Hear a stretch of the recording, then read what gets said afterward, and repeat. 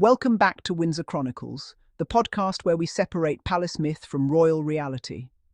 I'm your host, and today we're exploring a fascinating, and at times uncomfortable, question.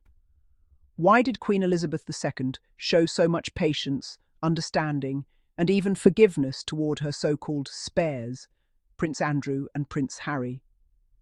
It's a topic reignited by royal biographer Robert Hardman, who recently discussed it on the Queen's Kings and Dastardly Things podcast. His insights pull back the curtain on the late Queen's private feelings about the challenges faced by those born into royal life, but not born to rule. Hardman paints a picture of the Queen as a monarch who understood better than anyone what it meant to live in the shadow of a crown. Her father, King George VI, began his life as a spare. He never expected to be king until destiny and his brother's abdication changed everything. This family history left a lasting impression on Elizabeth. She had seen firsthand the toll that duty could take on someone unprepared for it, and the confusion that could follow for those who weren't the chosen heir. Hardman explained that this shaped her deep sympathy for both her sister, Princess Margaret, and later for her sons and grandsons who carried the title of spare. Margaret's life, in many ways, was the blueprint for what the Queen wanted to avoid for her younger relatives. She was adored, glamorous, but often restless, always searching for meaning in a life where duty and desire constantly clashed. Elizabeth saw that same struggle reflected in her son Andrew, and decades later in her grandson Harry. According to Hardman, the Queen understood their frustration, their sense of being second best. It's why she often showed them leniency that others in the palace may not have approved of.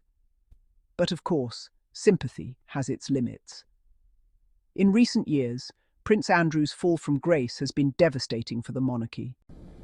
Now, Britain's Prince Andrew will relinquish all his titles, including the Duke of York and Knight of the Garter, amid further revelations about his ties to U.S. sex offender Jeffrey Epstein. In a statement released by Buckingham Palace, Andrew said, "In discussion with the King and my immediate and wider family, we have concluded the continued accusations about me distract from the work of His Majesty and the royal family. I have decided, as I always have, to put my duty to my family and country first." He added, "I will no longer use my title or the honors which have been conferred upon me." Yet it's worth noting, as Hardman points out, that the Queen's compassion for him didn't come from ignorance. It came from history. She believed in giving her family the benefit of the doubt, even when the world had lost patience. Now, contrast that with Prince Harry, another spare who took his destiny into his own hands.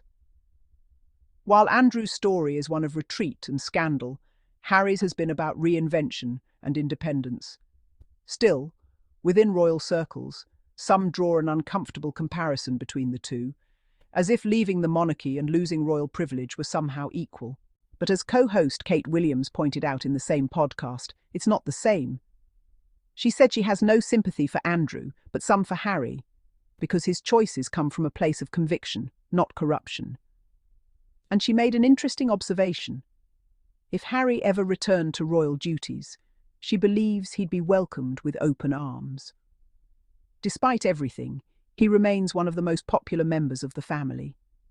Still, Hardman noted that in recent years, Harry seems to have lost the light-hearted spirit that once made him so relatable. He described him as a great bundle of grievances and anger. But maybe that's the cost of breaking away. Harry's early years were filled with laughter, sports, and a reputation as the fun royal, but also with the pain of growing up under relentless public scrutiny. Perhaps his current seriousness isn't bitterness, but simply growth. After all, how could anyone remain carefree after witnessing the treatment he and Meghan received, or after walking away from an institution that defined every part of his life?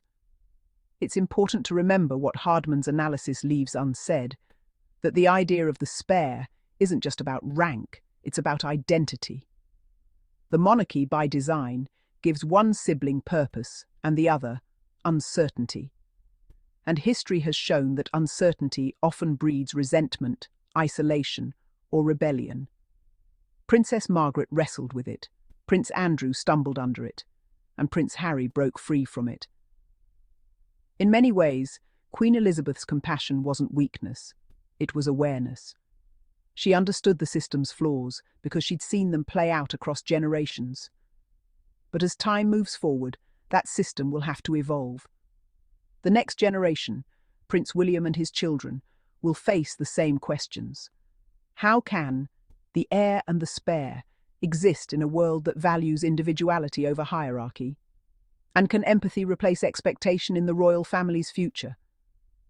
Only time will tell. So when people ask, why was Queen Elizabeth so forgiving with Andrew and Harry? Perhaps the real answer is this. She wasn't just protecting her family, she was confronting a painful royal truth. The spare is not a mistake of birth. It's a role the monarchy itself created.